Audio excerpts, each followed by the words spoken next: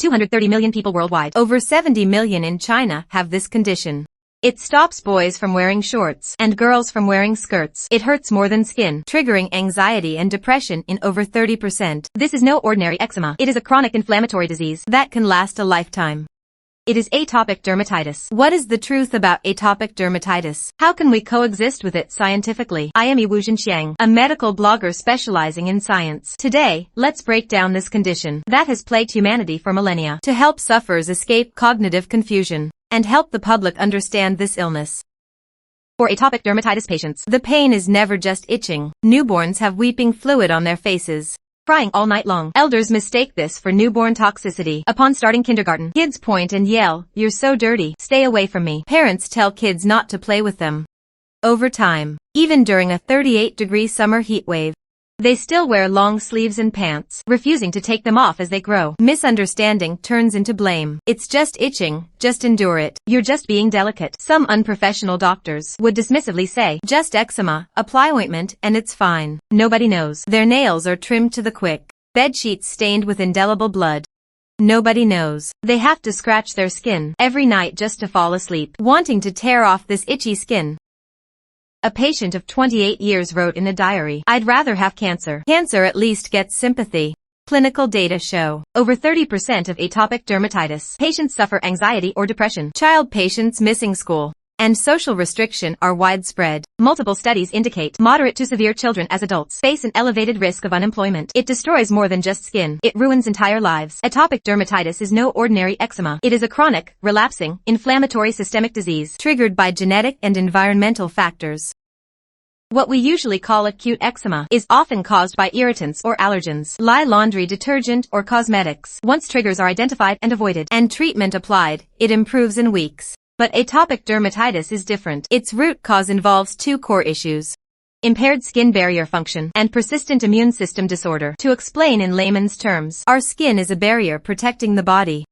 A normal skin barrier is intact, blocking bacteria and allergens, while locking in moisture inside. But for patients, this barrier fails, shows functional defects early on, lie a net full of holes. External harmful substances slip inside, and moisture inside continuously escapes. Thus their skin is forever dry, as rough as sandpaper, tearing at a touch, bleeding upon scratching, while their immune system becomes oversensitive, treating substances as harmful to the body as enemies, and launching unnecessary attacks, causing redness, swelling, and rashes. Modern medicine cannot yet cure it completely from genetic roots, but this doesn't mean we are helpless. Chronic conditions such as diabetes and hypertension. Through scientific management and care, the vast majority can lives just like normal people. Here's something many don't know. It isn't just a skin surface disease. It often accompanies other allergies. Some patients experience what doctors often call the allergic march. Atopic dermatitis in infancy. Allergic rhinitis may appear in childhood and develop into asthma in adulthood. Clinical data show about 30% to 50% of moderate to severe patients may gradually develop rhinitis or asthma. Without timely, standard treatment, it could impact lifelong health. Human struggle against this chronic inflammatory skin disease has thousands of years of records. Yet only in modern times was it established as an independent disease. Ancient treatments were all detours. Ancient Egyptians offered sacrifices. Chinese used sulfur-boiled water. Ancient humans lacked understanding, even blaming it on uncleanness or evil spirits, inflicting extra physical and mental harm on patients. These methods were not only useless, they even worsened the condition. Ernest-Henri Besnier named the diathesis of atopic constitution plus chronic pruritic rashes. Not until 1892 did French dermatologist Bastien first systematically describe this chronic pruritic skin disease with hereditary allergic tendencies, and formally name it prurigo diathesique. Yet for over 100 years thereafter, we still lacked targeted drugs, relying on anti-itch creams to endure. In the 1950s, topical glucocorticoids came out. Steroids rapidly suppressed inflammation, relieved itching, and let many patients sleep soundly for the first time. Along came abuse and fear. Many randomly applied steroids long-term, causing skin atrophy, while others, terrified of steroids, refused them entirely, dragging mild cases into severe ones. The real turning point was dupilumab. In 2017, dupilumab was approved by the US FDA, becoming the first biologic targeting atopic dermatitis. It blocks core inflammatory factors, controlling the condition from its root. In June 2020, dupilumab was approved in China for moderate to severe adult patients.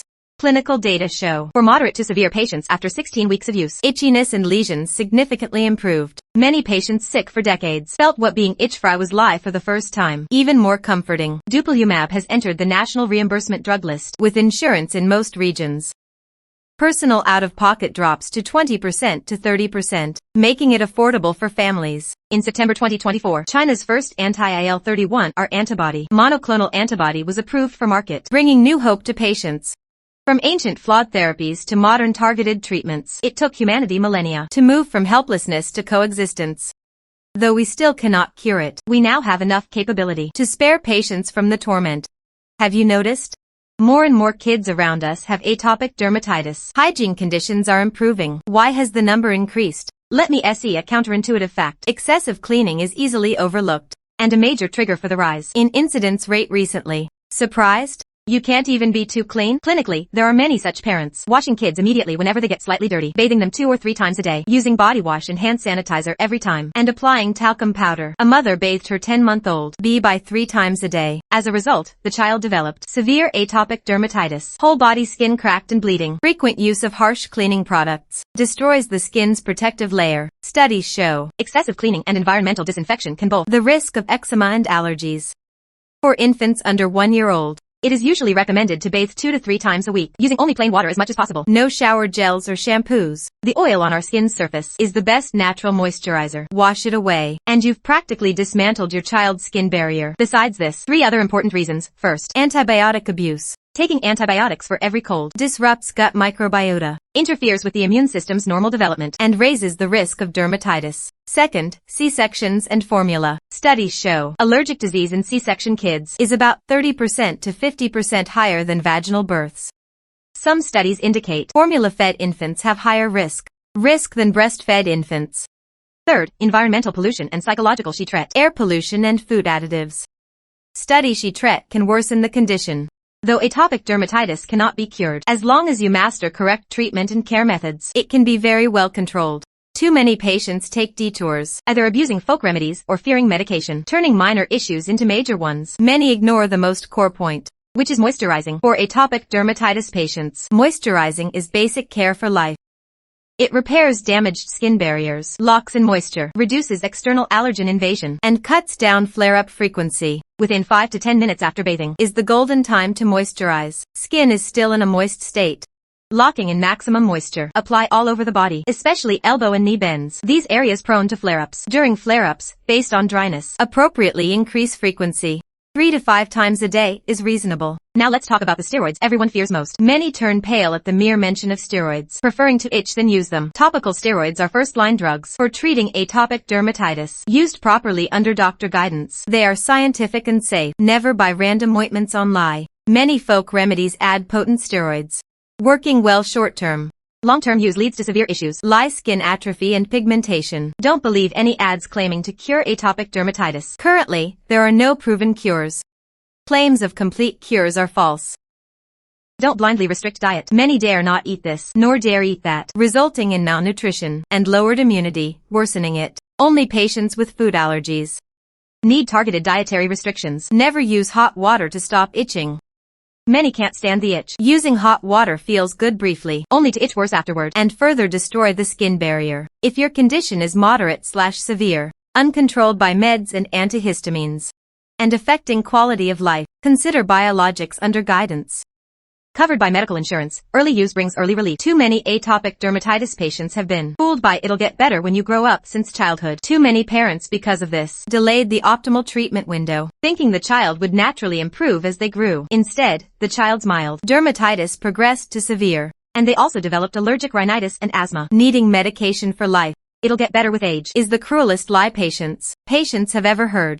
They don't need your principles, don't need your "just endure it," and don't need judgmental looks. They just need a simple "I understand" from you, a smile, and an unflinching gaze. If you know someone like this, please forward this 6do. They don't need your comfort, they just need understanding. If you are an atopic dermatitis patient, please don't give up hope. Modern medicine can already control this disease well. Treat and care for it scientifically. You'll surely beat the itch. We're pretty close to swim. And embrace the life you want. Medicine keeps advancing, hope endures endlessly, compassion exists in the world, and time holds its warmth. That's it for today's talk. This series takes time and effort. Each 6DO takes a week to make. If you like it, hit the heart. Letting me know you're watching. You are my biggest motivation.